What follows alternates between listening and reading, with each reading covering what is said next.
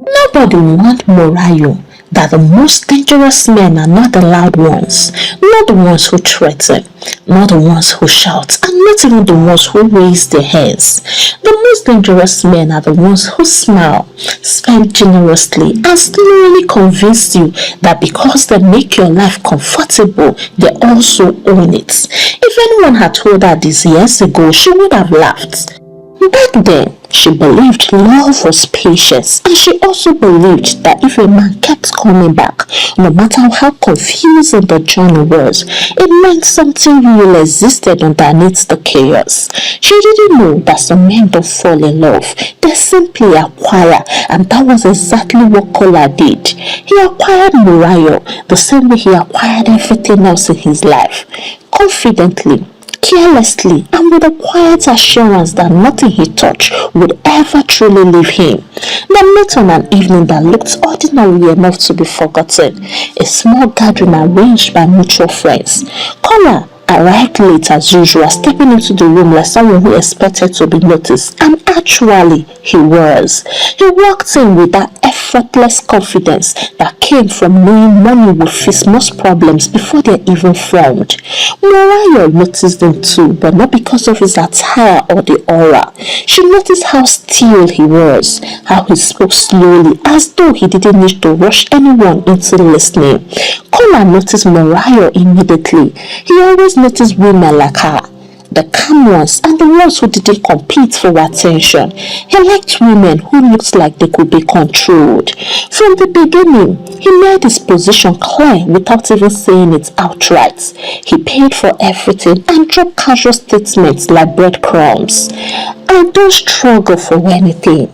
I'm not like these boys outside, and women usually chase men like me. Morayo smiled politely as she didn't challenge him. She didn't realize that to a man like Kola, silence sounded like submission.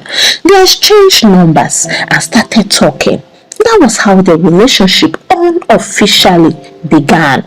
There was no argument and no "what are we talk." He just started calling her his woman, and somehow Morayo found herself answering to it. At first, it felt good. Kola was attentive when it suited him. Late night calls, stories about meetings, deals, and money moving at his command. He spoke like a man who believed the world bent naturally to his direction, and Morayo listened. She always did. Love with Kola came with conditions. Whenever they did quarrel often, and it was always his faults, his dismissive tone, his arrogance, and his inability to take responsibility. When things fell apart, he never called and he never apologized. Days would pass, then weeks. Morayo would replay conversations in her head, striking herself in her own memories, convincing herself that maybe she had spoken too much, asked for too much, and wanted too much. Eventually, guilt will win. She would call and say things like, "I don't like this distance. Let's talk. I am sorry." Kola will answer calmly as though he had been waiting all along. He will still be forming what I don't know before he will finally agree to reconcile, and it became a pattern. 2 months of lovely relationships, 2 months of uncertainty, another 2 months of Morayo holding on to hope while pretending she wasn't. Then, without explanation, Kola will return. No discussion and no resolution, just continuation. Whenever Morayo tried to define the relationship or tried to talk about the future, his tone would harden. "Why are you rushing me? Do you think marriage is easy? Relax." He never said thank you for her patience. He never said sorry for the pain, and he simply assumed she would always return. And for a long time, she did, until the night something in her finally went quiet. She asked a simple question: "Where is this relationship going?" Kola laughed. That dismissive laugh settled heavily in Morayo's chest. She walked out unapologetically, and while Kola waited confidently for the pattern to repeat itself, she vowed never to call him again. At first, Kola didn't notice because silence has always been part of the relationship. It was a familiar territory, like a seasonal break that always corrected itself. So when Morayo stopped calling, he smiled. She will come around, he told himself. The first week passed easily. He stayed busy. When his phone didn't light up with her name, he assumed she was thinking, reflecting, and preparing her apology. The second week felt quieter. Still, he waited. 2 weeks became a month, and for the first time, something felt wrong. Morayo didn't post cryptic statuses. She didn't send late-night messages, and she didn't mistakenly call and hang up. She was gone in a way that felt deliberate. Kola checked his phone more often than he cared to admit. Not anxiously, but with irritation. How dare she break the rhythm they had perfected? And how dare she change the script without consulting him? By the 6th week, irritation hardened into curiosity. He called. He tried once, twice, but no answer. He tried again later, same result. This was new. Morayo had never ignored him before. By the 8th week, curiosity curdled into suspicion. Kola did what men like him always do when control sleeps. He investigated. He asked mutual friends casually how he checked her social media, scrolling further than he meant to. He noticed new smiles, different lights in her eyes, and pictures that felt calmer. And then he saw a picture of a shoulder here and his hand there. The unmistakable presence of another man. Something sharp twisted inside him. Anger came first. Like, how could she cheat on me? The audacity stoned him. Hadn't they always found their way back to each other? Hadn't she waited? Didn't she know that silence didn't mean freedom? He called her again. This time she answered. Her voice was calm. Why are you ignoring my calls? He snapped. Morayo didn't rise to it. She didn't defend herself and she didn't explain timelines or remind him of the months he disappeared without a word. Kola, I have moved on, she said simply. The words landed like an insult. How can you move on so fast? He demanded. If you weren't cheating, how is this so fast? So fast that he was talking about was months, but Kola didn't care. In his mind, time only counted when he was ready. Morayo didn't argue. She didn't raise her voice and she didn't even sound hurt. She simply ended the call. That silence, this new silence was louder than all the ones before it. 3 months later, the news hit Kola properly. Morayo was engaged. Not dating, I'm not seeing someone else, but engaged. That news chattered him. He stared at the screen and angrily he snapped. How dare she allow another man define her future when I have not? And how dare she escape the orbit of my worth and pride so cleanly? This wasn't heartbreak to him, it was wounded entitlement. He sat there in his living room, replaying every moment he had dismissed her. Every time he reminded her how lucky she was. Every time he withheld affection like a reward. And now she had chosen someone else. Something dark settled into his thoughts. If he couldn't have her, then she shouldn't belong to anyone. Morayo on her part did not just leave Kola for another man. She left exhaustion. By the time Tunde fully entered her life, she was no longer bleeding from the past. She was just tired of reopening wounds that refused to heal. She had already made peace with the idea that whatever she and Kola had was finished, even if the conversation never happened.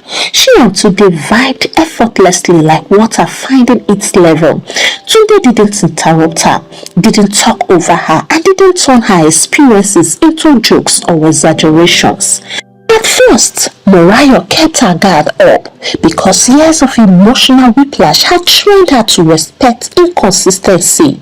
When Tunde called. She waited for the day he wouldn't, and when he made plans, she braced for cancellation, but Tunde showed up every time. He didn't disappear during disagreements. He didn't use silence as punishment. He spoke clearly, asked questions, and made intentions known early. I am not interested in wasting time, he told her one evening as they sat in his car, parked by the roadside. If we are doing this, then we will do it properly. It must be defined. That word alone felt like a lost dream. With Tunde, the relationship had a name, a direction, and boundaries. She didn't have to guess where she stood or rehearse apologies for things she hadn't done. When they disagreed, they talked, and he took responsibility for his actions. With him, Murayo laughed more, slept better, ate without the familiar note in her stomach, and most importantly, he never made love feel competitive. Months passed, and in that time, something else healed too, her sense of worth. She stopped measuring herself against Kola's approval, and she stopped wondering whether she was enough. With Tunde, she didn't have to earn affection through endurance. As Murayo floated gently into the calm joy of wedding preparations, unaware of the storm gathering behind her, Kola decided on one thing with terrifying clarity. If he couldn't be part of her future, then her future should not exist. Shade had been Murayo's best friend for nearly a decade. They met in their early days, bounded by shared secrets and embarrassing moments. Shade knew about Kola. She knew about the endless silences. She knew how Murayo apologized even when she was wrong, and she knew the exact period Murayo finally said no, that it was over. Finally, when Murayo got engaged, Shade screamed louder than anyone. She danced around like it was her own proposal, already planning dresses, colors, and bridal shower games. She accepted the role of a chief bridesmaid because that had been their plan. On the outside, she was that perfect friend, while on the inside, something was rotting. Shade's life had not turned out the way she imagined. She was smart, ambitious, always the one with big dreams and bold prayers, but years passed and nothing seemed to stick. Jobs came and went, relationships fizzled out, and church prophecies remained unfulfilled. Even her crossover prayers, spoken with trembling faith, felt like words thrown into the dark. This year will be my year of uncommon breakthrough, she had prayed loudly with her hands lifted high and her eyes squeezed shut. But as Murayo's wedding plan unfolded, she felt something she hated herself for: comparison. Every bridal discussion became a mirror she didn't want to look into.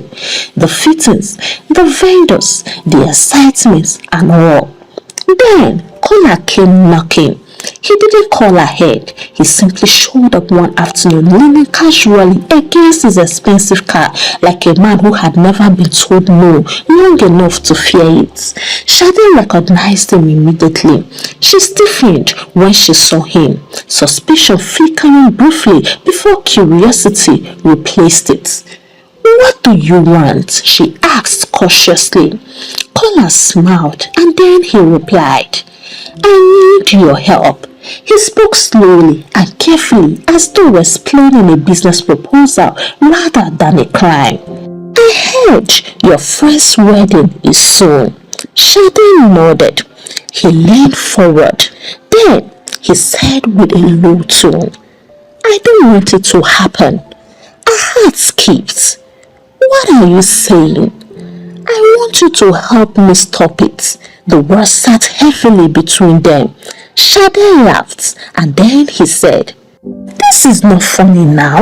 I am serious." He explained calmly that he wanted the wedding dress. He told her how easy it would be. Shade protested immediately. "No, absolutely not. That's my friend." Kola nodded as though he expected that response. He reached into his car and brought out a bag. Then he opened it. It was money, ego, owo, and kudi. Neatly stacked, more money than Shade had ever seen in her 35 years on earth. She froze. Kola didn't rush her. He leaned back, folding his arms casually. You have been praying for a breakthrough. Maybe this is how God answers. The sentence felt like a slap. Shade's mind raced. Images collided. Unpaid bills, failed plans, unanswered prayers, and years of being the supportive friend while life seemed to reward everyone else. She stared at the morning. Then she thought of Morayo. Her laughter, her trust, her hand squeezing hers when life felt heavy.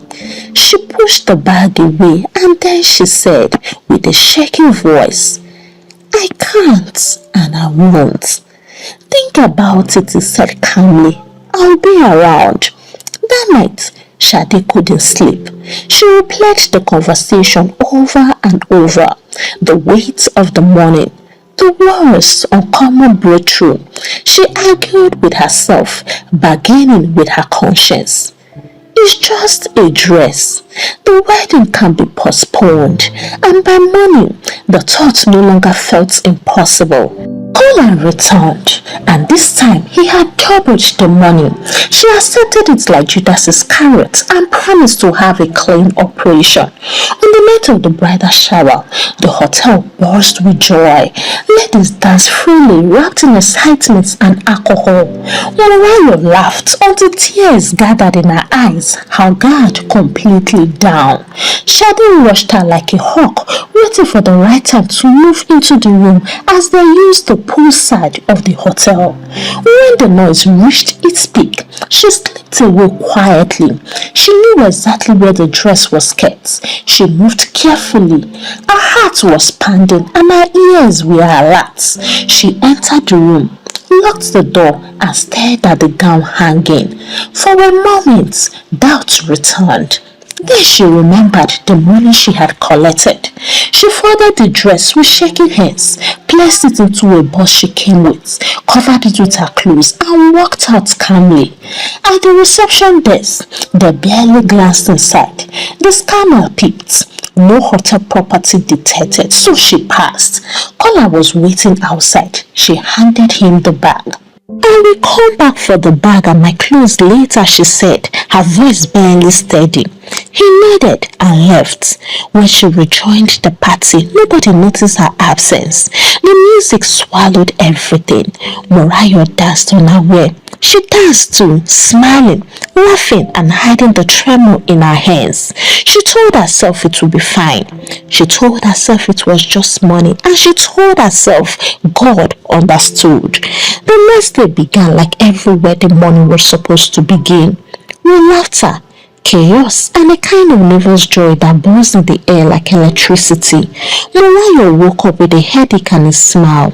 Her bridal shower had gone on longer than planned. There had been too much dancing, too many stories, too many reminders that her life was about to change forever. She stretched lazily, still half drunk on happiness, and reached for her phone. Messages poured in. Today is the day. Mrs. Loading. Hey, God did it. She laughed, rolled out of bed and padded towards the bedroom, humming softly. Somewhere in the hotel, makeup artists were already setting up. Voices floated through hallways and everything felt exactly as it should. Not in wonder. When she came out of the bathroom, her eyes moved instinctively to the corner where her wedding dress had been carefully hung the night before. The hanger was there, but the dress was not. She blinked and then she laughed. Very funny, she said aloud, assuming it was a prank. Shade, she called out. My wedding dress is missing. Please, oh. That's an expensive joke, Shade said, pretending not to be aware. I am serious. See now. Shade stood up and this girl acted more than a trained actress. God forbid. This can't be happening on a day like this. She calmed Morayo down and assured her that everything will be fine. Immediately, she swung into action.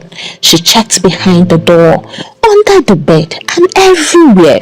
By the time the makeup artist knocked, Morayo was standing in the middle of the room staring at the empty hanger like it had personally betrayed her.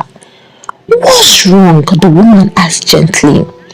"My dress," Morayo said. "It is not here." The words sounded unreal. Panic spread quickly the way panic always does. Fast, loud and contagious. Within minutes, the room was filled with people.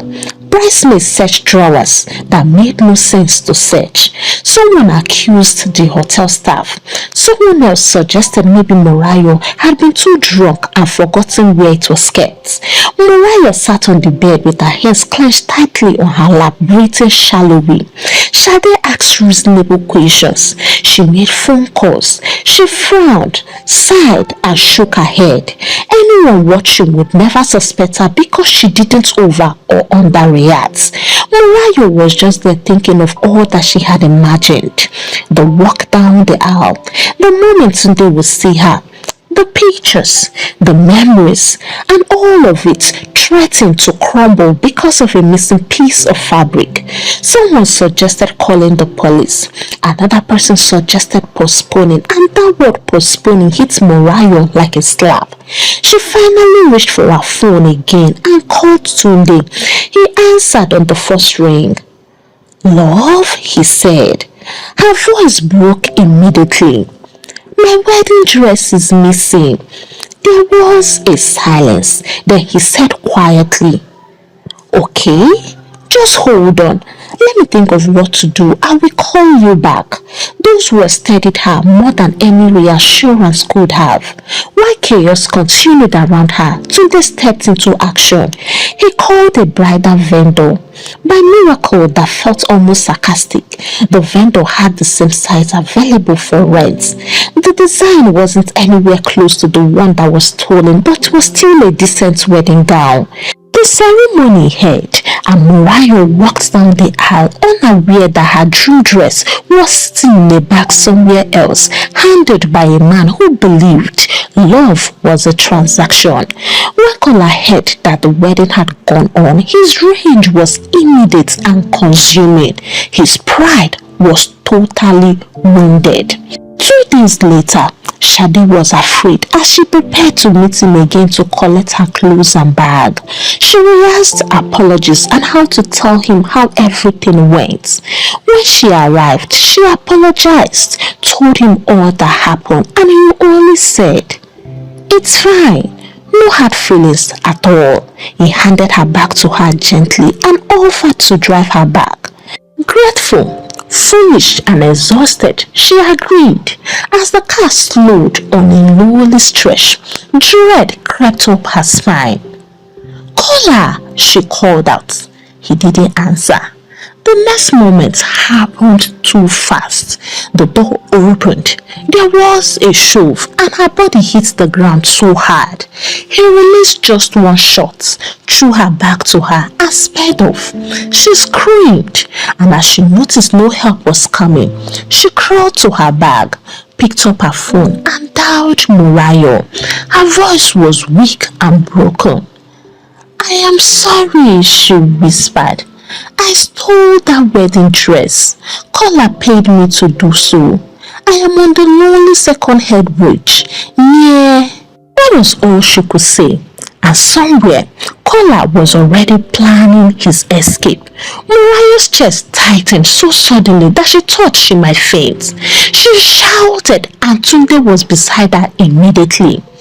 "What happened?" he asked, already holding her shoulders. Her lips trembled. "It's Shade." She managed to say where she was and they drove like time itself was chasing them. Morayo clutched her phone tightly, replaying the call again and again in her head, listening to clues she might have missed. Finally, they found her with so much blood.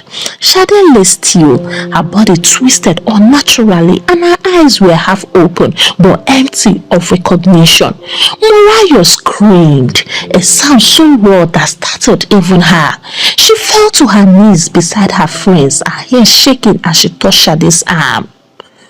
"No, no, please," she sobbed. They rushed her to the nearest hospital, waiting for a miracle. When the doctor finally approached, Morayo knew before he spoke. I am sorry, the doctor said gently. The words didn't register, but Shade was gone. The friend who had laughed with her few days ago, and the very friend who had betrayed her. Right now, she had paid with her life.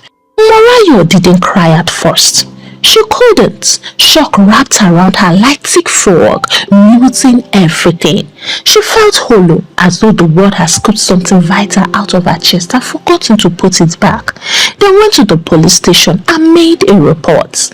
By the time the police traced Kola's movements, he was already on the way to the airport.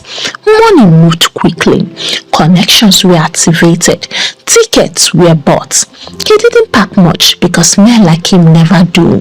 He believed his words would open doors the way it always had. But what he didn't account for was speed. The police reached the airport minutes before boarding. He was calm when they approached him. This is a misunderstanding, he said smoothly. He was arrested. News broke out fast. His face appeared everywhere, and for the first time in his life, money couldn't silence the story. The court proceedings were brutal. Evidence stacked up quickly, and when the verdict came, Morayo didn't feel relief. She simply felt tired. Kola was sentenced to prison. Justice, they said, had been served, but Tunde knew better. Money doesn't always lose. Sometimes it waits. Tunde studied Kola deeply, and he saw that prison to him was a delay, not an end. He made a decision quietly. He contacted lawyers, made calls, moved assets, and applied for visas. Within weeks, arrangements were in motion. Morayo didn't question him because she trusted him. Living didn't feel like victory. It felt like grief wearing a passport. She stood at the airport terminal long after boarding was announced, her hand locked tightly around Tunde's hands. Her eyes were fixed on the glass walls, separating her from a country that only favored the rich. People rushed past them with excitement and impatience, dragging suitcases, laughing into phones, and complaining about delays. Life apparently was still moving. She felt detached from it.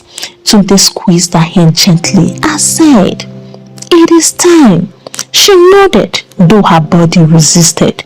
She took one last look at the familiar chaos, the sounds, the smell of home, and turned away. Not because she wanted to, but because staying had become dangerous. The first months abroad were harder than she expected. Safety came quickly, but peace did not. She woke up at night gasping, hearing sounds that weren't there. A car door slamming outside would send her into panic, and a raised voice on television made her flinch. She rested with it quietly. She replayed moments she wished she could undo, signs she wished she had noticed, and trust she wished she had questioned. Tunde on his part never rushed her healing. He understood that this was the right time to prove what it means to love a partner. He attended therapy sections with her, sat beside her during the long silences, held her during the night when words refused to come.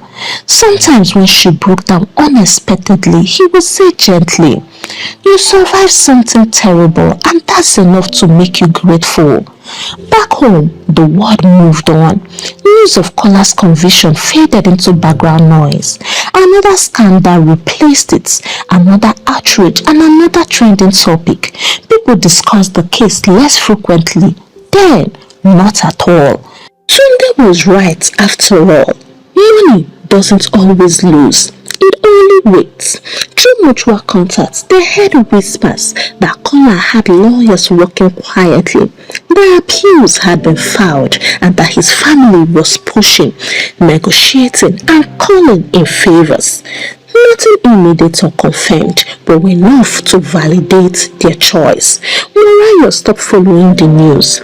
She said, "Even if Kola eventually leaves the prison, we have left his rich, and that is the biggest sentence." She pushed all that has to do with him aside and focused on her new home. With time, she became healed. Hey, African Tunes by Karma Tribe, how are you all doing? For me, I am doing just fine.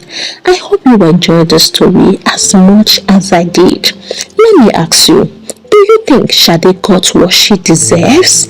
And what is your wake-up call in this story? Kindly share your thoughts with us in the comment section. And please don't forget to give the story a thumbs up, share it to your loved ones. And if you have not subscribed to this channel, what are you waiting for? Kindly punch on that subscribe button so that you can join the Camera Tribe free of charge. Until I bring the next interesting story your way, it's a goodbye from here and God bless you.